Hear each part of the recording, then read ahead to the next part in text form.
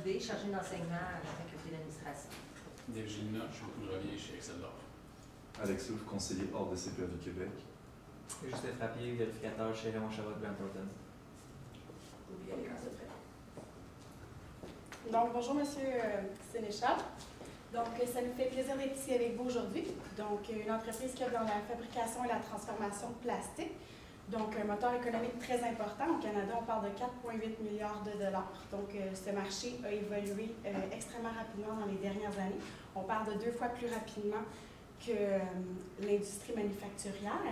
Donc, comme le temps, c'est de l'argent, aujourd'hui, on va commencer tout de suite avec les stratégies qu'on va vous présenter pour vous aider à faire face à ce marché qui évolue constamment. Donc, c'est important de toujours innover et de travailler votre flexibilité pour faire face à ce marché. Donc, je vous présente notre équipe aujourd'hui. Donc, Laura Cavé et Sébastien Dubois, ainsi que moi-même, Audrey-Anne Rubé, pour vous présenter le projet. Donc, aujourd'hui, on va commencer à vous parler, on a évalué vos projets d'investissement. Puis on va commencer avec la situation actuelle, pardon. On va regarder, on a fait l'analyse de vos projets futurs. On va regarder certaines stratégies à mettre en place. Puis, on va parler des ressources humaines. On a quelques autres points, ainsi qu'une conclusion. Donc, la situation actuelle de votre entreprise, donc à l'environnement interne. Donc, une de vos grandes forces, c'est vous avez une excellente réputation que vous avez bâtie au travers des années. Et si vous offrez des produits d'une grande qualité. Faites-le présentement, c'est le fait. Évidemment, vous n'êtes pas en mesure de contrôler les coûts. Donc, s'il y a des répercussions sur votre bénéfice net, ainsi que vous avez des pertes de contrôle, on va en parler un peu plus tard. Qu'est-ce qui pourrait vous aider à cesser de perdre des contrôles comme ça? Donc, environnement externe de votre entreprise, il y a certaines opportunités qui s'offrent à vous aujourd'hui. Donc, vous pourriez investir dans des nouveaux matériaux en composite, ainsi que certains plastiques biodégradables. Donc, on sait que l'environnement, c'est très important pour vous, l'écologie et tout ça. Donc, une possibilité. Certaines menaces, donc comme on a parlé, fluctuation des prix très importante. On parle d'une fluctuation de 7 dans les dernières années. Donc, et puis, vous avez une concurrence qui est très vive, surtout depuis la réduction des exportations aux États-Unis. Donc, ça est venu jouer beaucoup sur vos concurrents. Ça a augmenté beaucoup dans les dernières années. Donc, merci. Si on regarde les projets, certains projets que vous nous avez proposés, vous nous avez informé que vous aviez, on a un projet qui est l'acquisition de la compagnie Moulage Inc., une compagnie en bonne santé financière. Par contre, les propriétaires veulent vendre pour prendre leur retraite. C'est un concurrent actuel de Plastique Sénéchal. Si on regarde, si on commence par une analyse du prix qui a été demandé, il vous demande 2 millions de dollars pour cette compagnie-là. La valeur de l'actif net de la compagnie, 1,7 million de dollars. Si on regarde la valeur de l'entreprise, si on y va avec les bénéfices en exploitation ou la valeur en exploitation, l'entreprise fait des bons bénéfices à tous les années, 238 000. On a actualisé ce montant-là avec le coût moyen pondéré du capital. Le montant, ou le 9,8%, en fait, c'est la combinaison des ratios que la banque vous demande de respecter. 6% de taux d'intérêt multiplié par le 60% que vous devez toujours garder, avec le 15,5% de votre coût de capitaux propres, fois le 40% qui reste. Donc, c'est le 9,8% que nous allons utiliser pour le restant des analyses financières. Si on regarde cette valeur-là, comme je vous le dis, 2,4 millions de dollars. Si on regarde en conclusion pour le prix qui est demandé par le vendeur de 2 millions, il se situe dans la braquette là, entre le 1,7 et le 2,4. Donc le prix semble à première vue raisonnable. Puis le ratio de l'entreprise en ce moment, c'est du 13,6%. Un autre ratio qu'il faut que vous respectiez avec les conditions de la banque. Donc, ce ne serait pas un problème d'aller acquérir cette entreprise-là. Pour l'analyse qualitative de l'acquisition de cette entreprise, d'abord, elle a la certification ISO 9001, donc on sait que c'est très important, la qualité pour vous. Et puis, cette entreprise-là va avec vos valeurs pour commencer. De plus, elle utilise la technologie de thermophage par pression et puis ça va vous permettre d'aller chercher une clientèle de niche, donc augmenter des parts de marché, aller chercher plus de contrats. Aussi, puisque cette entreprise-là, c'est un de vos concurrents, en faisant leur acquisition, ben, vous avez diminué la concurrence, donc c'est bien un avantage. La stabilité aussi de la production de produits de plastique recyclé aussi vont être mieux construits avec cette technologie. Par contre, un des inconvénients de l'acquisition de cette entreprise, c'est qu'ils utilisent une étape de plus que vous dans leur production. Donc, ça va juste prendre un peu plus de temps pour la formation des employés. De plus, c'est mentionné que la clientèle est un peu plus exigeante, étant donné que c'est une clientèle de niche. Donc, si on y va avec une recommandation pour ce projet-là, le projet est un bon projet. On vous recommande d'aller de l'avant avec l'acquisition de la compagnie. Par contre, il y a beaucoup de petits points qu'il faut traiter avant d'y aller directement avec l'acquisition. Si on regarde le bilan de la compagnie contient beaucoup de comptes clients. Les immobilisations sont un montant qui est très faible. Donc, la valeur, vous nous avez mentionné que les immobilisations sont très désuètes. C'est quelque chose que votre personnel a soulevé. Effectivement, quand on regarde le bilan, c'est fort probable. Donc, il va falloir évaluer, est-ce que c'est possible d'aller acquérir des actifs qui seraient équivalents des actifs de la compagnie sans nécessairement acheter la compagnie. On ne vous recommande pas d'aller de l'avant nécessairement avec l'acquisition des actifs uniquement parce que la compagnie a une certaine réputation, etc., qu'on ne pourrait pas aller chercher avec en achetant uniquement les actifs. Et on veut bénéficier plutôt de la compagnie de l'achat des actions, mais on ne veut pas nécessairement seulement acheter les comptes clients. Donc, acheter des actifs neufs serait probablement une façon qu'on pourra pallier à ce petit problème-là. Si vous allez avec l'acquisition des actions de la compagnie, le prix est bon, donc on vous recommande d'aller faire peut-être une vérification diligente avant de faire l'achat de la compagnie, juste pour vérifier que tous les montants qui nous ont été présentés sont les bons montants et que ça va diminuer le risque du projet dans son ensemble. Si on regarde, vous nous avez apporté un deuxième projet qui est l'acquisition d'une presse. C'est un projet pour faire un peu plus de développement à l'interne qui vous permettrait de faire des nouveaux produits, d'élargir votre gamme de produits actuels. Si on regarde, vos analystes nous ont fait parvenir 3 scénarios, un qui est plus pessimiste, un qui est entre guillemets réaliste et un qui est optimiste. Si on regarde les entrées de fonds, le projet est un projet de 7 ans. On vous a présenté seulement les premières 4 ans parce que les 3 années par la suite là, se répètent. Donc, si on regarde les entrées de fonds, le total des flux des entrées de fonds, en fait, c'est 527 000 $ pour le scénario qui est pessimiste. Ça inclut tous les frais et les bénéfices que vous faites avec le projet. Si on regarde les investissements, l'acquisition de la presse, 925 000 $ pour l'acquisition de la presse, on la revend ou on a la possibilité de la revendre dans 7 ans. La valeur actualisée encore avec le taux de 9,8 % va vous donner une entrée d'argent de 148 000 $, de 129 000 $ par contre. L'économie d'impôt liée à l'amortissement fiscal également avec l'acquisition de la presse qui est de 148 000 $. Par contre, vous allez devoir faire un peu de formation, un bon 75 000 $ avant de débuter tout ce projet-là. Si on met tout ça ensemble, l'investissement 721 000, ça vous donne une valeur actuelle ou une vanne de 194 000 avec le scénario qui est pessimiste. Si on regarde le scénario qui est dit réaliste, les calculs sont les mêmes, excepté que la production, l'utilisation de vos machines, des heures de vos machines vont être plus élevées. On regarde les flux de trésorerie, 692 000, l'investissement reste le même. La vanne, on approche de beaucoup le zéro, reste un petit peu négative. Par contre, si on fait le scénario qui est dit optimiste, les calculs sont toujours les mêmes, mais encore une fois, plus d'utilisation de vos machines. Une vanne qui serait à ce moment-là positive.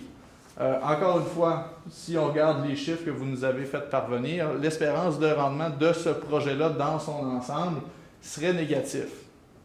Donc, négatif d'à peu près 70 000 $. Donc, pour l'analyse qualitative de l'achat de la presse, premièrement, dans votre marché, c'est que l'innovation et puis la flexibilité, c'est très important. Donc, l'achat de cette machine vous permettra d'être innovateur de l'interne. Et puis, deuxièmement, cette machine-là vous permettra d'augmenter la gamme de produits de produits, alors une plus grande production, aller chercher plus de clients aussi. Par contre, ce n'est pas une solution à court terme parce que, premièrement, ça va être nouveau pour l'entreprise, donc ça va être du temps de formation. Et puis, deuxièmement, est-ce qu'on a des clients qui attendent des produits basés sur cette technologie-là? Donc, la recommandation pour l'acquisition de la presse, on vous recommande de ne pas aller de l'avant avec ce projet-là. Premièrement, parce que l'analyse quantitative est négative, donc ce n'est pas un projet qui semble rentable avec les données que vous nous avez fournies. Et on n'a pas l'impression que vous allez obtenir les résultats à très court terme avec un investissement dans un produit comme celui-ci. Dernier point que vous nous avez apporté, ou dernière chose qu'on a analysé pour vous, un contrat que vous avez, il y a un petit peu de litige entre vos employés, est-ce qu'on accepte ou est-ce qu'on n'accepte pas le contrat avec la compagnie Multiplastique. Je tiens à vous rappeler que l'année dernière, vous avez eu un 3000 heures de machine qui a été non utilisée. Donc, on garde ça en tête pour l'analyse. Le prix que le client vous a offert, 3,2 millions de dollars pour des coûts variables liés au projet de 2,8 millions de dollars. Donc, si on exclut les coûts fixes, un bénéfice qui pourrait augmenter de 400 000 dollars avec l'acceptation du projet. Pourquoi qu'on exclut les coûts fixes? Simplement parce que c'est des coûts que vous ne pourrez pas aller rechercher si vous n'utilisez pas vos heures machines, parce que vous avez une capacité qui est sous-utilisée en ce moment d'à peu près 3000 heures. Le projet en demandait 4000. Le chiffre d'affaires, si on regarde pour les ratios qu'il faut respecter, le chiffre d'affaires, si on ajuste, mais encore là, ça c'est les chiffres de 2014, mais si on avait accepté le projet en 2014, on voit que votre marge aurait quand même resté au-dessus du 12 % que vous désirez avoir avec l'acceptation d'un tel projet. Donc, en conclusion, des fois, il y a des projets qui vont vous être apportés qui ont des marges qui ne sont pas nécessairement les marges que vous visez. Par contre, si vous avez de la capacité de machine inutilisée, il faut quand même évaluer l'acceptation de projets comme ça parce que ça va vous permettre de payer vos coûts fixes, vos coûts généraux fixes. Maximiser l'utilisation aussi pour vos employés pour stabiliser un peu votre main-d'œuvre. Puis, ce contrat précisément est indifférent avec l'utilisation de produits recyclés ou de produits neufs. On va vous en parler un petit peu plus tard. Par contre, avant, parce que là, ça c'est en 2014, pour 2015, avant d'accepter le projet en 2015, faites attention de toujours respecter vos ratios. Puis, essayez d'évaluer, est-ce que vraiment en 2015, vous allez encore avoir la même capacité de production inutilisée? Puis finalement, accepter des projets comme ça avec des marges qui sont moins grandes, moins élevées. Il faut faire un petit peu attention aussi pour les effets sur les autres, que ça pourrait avoir sur les autres clients. Les autres clients pourraient aussi vouloir demander des marges de 3-4 % au lieu des marges de 12 % que vous chargez normalement. Donc, un petit bémol à l'acceptation du projet, mais dans son ensemble, c'est un bon projet. Donc, si on regarde le financement pour ce projet-là, donc un financement, si on vous recommande l'acquisition des actions, donc on a 2 millions à aller chercher. Les clauses de la banque vous demandent de respecter un certain ratio, donc un emprunt bancaire de 1,2 million de dollars. Allez vérifier à la banque si on peut aller chercher ce financement-là. On va aussi avoir besoin d'une injection de fonds propres de 800 000 dollars pour respecter les ratios de la banque, capitaux propres et dette. Donc, on va vous en parler un petit peu plus tard. On a peut-être une petite solution pour vous avec ça. OK. Donc, vous nous avez parlé de l'investissement dans l'ISO 14000 et 9000. Qu'est-ce qu'on devrait faire avec ça? Donc, nous, on vous recommande d'aller de l'avant avec ce projet-là. Commencez avec 14000 qui est l'ISO pour l'environnement, étant donné que c'est très important pour vous. En plus, on parle en ce moment que les fabricants de plastique sont responsables du 7e continent, donc les problèmes avec l'environnement, vous ne faites pas une belle image, détériore un petit peu votre image, on pourrait dire. Donc, ça va venir améliorer votre image de ce côté-là. Puis ensuite, une de vos valeurs, dans votre mission, vous énoncez que vous voulez faire des produits de qualité. Donc, l'ISO 14000 vient prouver la qualité que vous tenez à cœur. Donc, les avantages d'aller avec ces deux projets-là, éco-responsable, comme je l'ai mentionné avec l'ISO 14000, ça va de pair avec vos valeurs. On parle d'image. En plus de ça, vous avez de l'aide gouvernementale. Donc, on parle qu'on est capable d'aller chercher jusqu'à 50% des coûts. Donc, les coûts, on va y revenir avec les désavantages. C'est certain qu'il y a des coûts engendrés avec ça. Donc, c'est certain que c'est sûr que si on apporte ISO, il y a une surcharge de travail qui va être liée un peu à ça, un peu plus de formation pour les employés, de travailler un petit peu plus fort de ce côté-là. Donc, il y a peut-être une problématique un petit peu. C'est coûteux, on parle de 50 000 par ISO. Par contre, comme je l'ai mentionné, on peut aller chercher jusqu'à 50% des coûts remboursables par l'aide gouvernementale, les subventions, des crédits d'impôt. Et puis, c'est sûr qu'il y a un déboursé annuel parce qu'il faut garder l'accréditation. Puis, les avantages économiques futurs sont un peu indéterminés, donc à évaluer plus profondément. Merci. Donc, vous nous aviez mentionné que vous aimeriez faire davantage poser des gestes davantage pour l'environnement, pour ce qui est encore votre image et puis le tout. Donc, vous avez un congrès qui s'en vient sur la plasturgie, pardon. Donc, c'est des gens, des entreprises comme la vôtre qui se rencontrent et qui parlent des trucs, qui donnent de l'information à ce sujet-là pour vous aider. Donc, aider à préserver l'environnement. Donc, ça pourrait vous apporter des nouvelles idées d'aller à ce congrès-là. Donc, on vous le suggère fortement. Vous utilisez déjà l'utilisation des matières recyclables. Donc, l'utiliser au maximum. Quand vous pouvez l'utiliser encore davantage, allez de l'avant. Puis, investir dans l'ISO va aider votre image. Puis, en plus, vous allez être en lien directement avec des gens qui posent des gestes concrets pour l'environnement. Donc, ça serait vous mettre en contact avec des gens comme ça aussi. Merci. Donc, il y a plusieurs problématiques qu'on a pu constater avec les ressources humaines. D'abord, ils sont inquiets. Ils ont des inquiétudes face à la santé et à la sécurité au travail. Et puis, deuxièmement, il y a un haut taux de roulement. Vous demandez aux employés d'être très flexibles. Donc, peut-être qu'on a des petites solutions à vous suggérer pour la prochaine diapo. Ouais. Donc, les recommandations, d'abord, c'est très important d'être transparent avec les employés. Donc, ouvrir un dialogue, leur dire que les produits utilisés dans la fabrication du plastique, ça ne va pas nuire à leur santé. Puis, s'ils ont d'autres inquiétudes, bien, c'est très important de les adresser dès que possible, parce que peut-être qu'ils vont vouloir aller pour une autre entreprise, un autre concurrent. Et puis, deuxièmement, c'est important de communiquer les options de boni parce qu'ils n'ont pas reçu leur boni cette année puis ils sont un peu mécontents, donc ça va créer d'autres taux de roulement, ils vont vouloir aller vers un autre concurrent. Peut-être aussi dans le dialogue, demander qu'est-ce qu'ils aimeraient comme boni et puis non justement leur imposer un boni. Des sondages, ce serait une bonne idée. Les options de boni qu'on peut retrouver, d'abord, vous avez mentionné qu'un boni basé sur un budget. Par contre, les gens qui travaillent à la production, ils n'ont pas le contrôle d'un budget nécessairement. C'est le centre de responsabilité, c'est la production. Donc, qu'est-ce qu'ils font physiquement? Donc, une des options pour les bonis, ça serait de faire un boni axé sur le gaspillage. Donc, s'ils gaspillent moins de matériaux quand ils font leur production, tu vas mesurer 2 fois, couper 1 fois, alors ça viendrait réduire les coûts de production parce qu'on sait que c'est très cher ces temps-ci. Et puis aussi, on peut faire un autre boni basé sur la production. Donc, c'est produit plus rapidement, dans un meilleur délai. Ça va contrer le problème de flexibilité.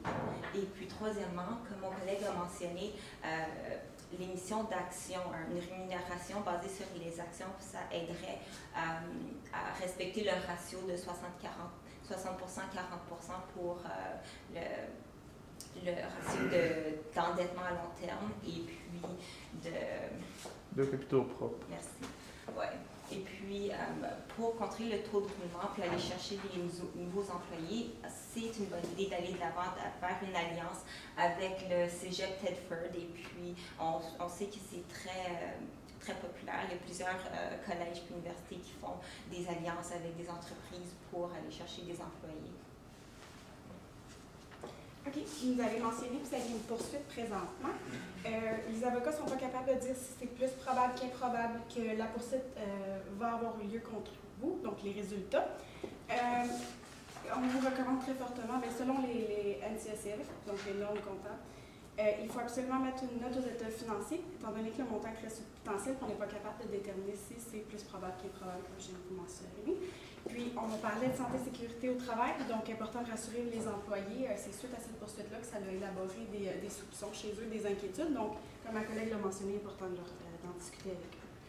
Donc, en conclusion, on vous suggère d'aller avec le projet L'achat de l'entreprise. Ça va vous permettre de vous aider à augmenter vos ventes. Et puis, évaluer les possibilités d'exportation à l'externe, étant donné que le taux de change est bas en ce moment, ça va peut-être vous aider à augmenter les ventes. Merci beaucoup.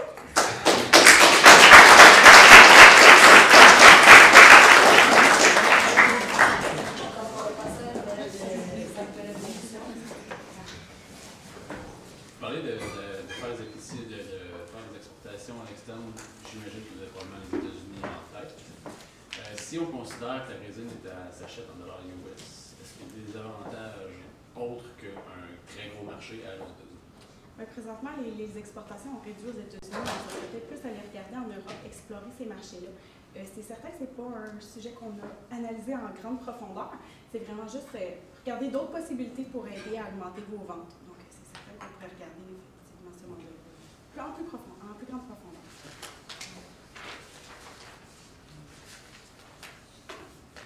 Pour le financement à 60-40, vous parliez un petit peu plus tôt, concernant les employés, est-ce que on peut donc déduire que vous proposez d'ouvrir le capital de l'employé?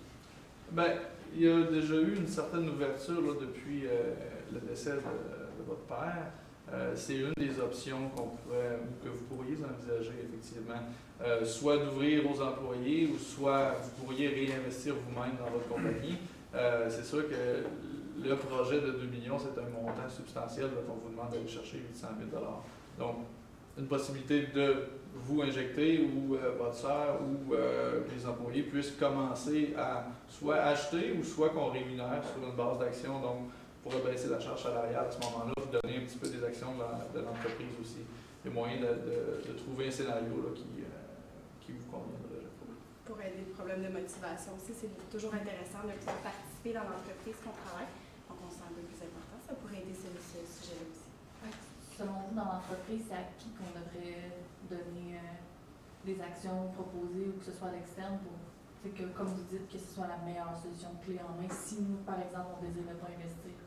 Bien, il y a plusieurs employés clés que vous avez. Je ne m'en souviens pas tous les noms, mais il y a Lise, vous avez plusieurs employés mais clés. Mais pas aux employés de production. Oui, aussi. Il y a une possibilité d'inclure les employés clés, essayer de garder ces employés-là, sont très importants pour votre entreprise.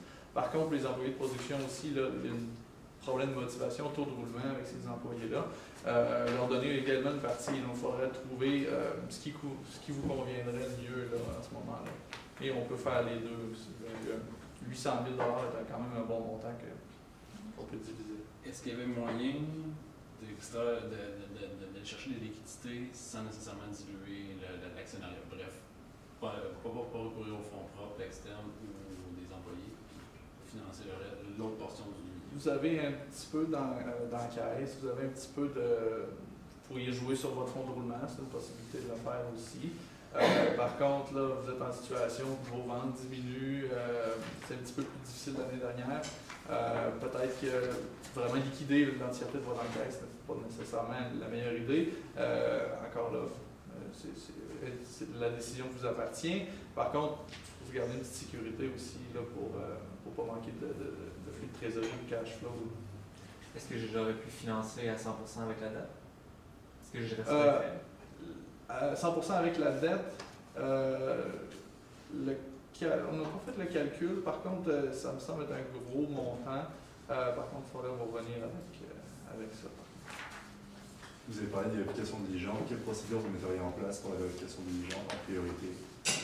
Ce serait de vérifier, à mon avis, des gros montants. Il y a des gros montants, comme je vous disais tantôt, dans le bilan, il y a des gros montants de compte client, il y a des gros montants. Tous ces montants-là, ce serait important. Aussi, ce que vous voulez utiliser, c'est les actifs de la compagnie. Donc, ce serait de vérifier l'état de ces actifs-là, la valeur réelle de ces actifs-là. La valeur de l'actif net était basée sur une valeur qui était comptable et non juste valeur marchande. Donc, il faudrait voir vraiment la valeur de tous les actifs de l'entreprise, notamment les immobilisations ou le matériel que vous voulez utiliser en acquérant cette compagnie-là. est-ce que vous voyez des réinvestissements substantiels considérant la désuétude des actifs? Effectivement, si on achète la compagnie, on achète la réputation de la compagnie, on achète les avantages de la compagnie, mais effectivement, comme je vous disais, on devrait même envisager d'acquérir des actifs neufs et comparer cette solution-là avec l'achat de la compagnie, parce que la valeur au livre, sans mentionner par cœur, c'est peut-être 200 000 $ qui vous reste sur les immobilisations. Effectivement, ça serait quoi l'avantage d'acheter les actifs versus acheter la Merci compagnie? Sophie, la belle de questions.